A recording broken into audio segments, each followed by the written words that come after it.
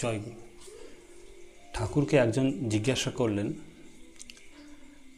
আমার সাথে এই যে ডাক্তারদা এসেছেন, ইনি বলছেন ইষ্টভৃতি রোজ না করে মাসে কিছুটা টাকা দিলেই তো হয়। এই সম্বন্ধে আমার দয়াল ঠাকুর বললেন, ইষ্টভৃতির ভয়ানক গুণ আছে। ওটা আগন্তুক অনেকে ব্যাঘাত ঠেকিয়ে দেয়। আমাদের গীতায় আছে, ইষ্টকে না দিয়ে যে খায় সে চোর হয়।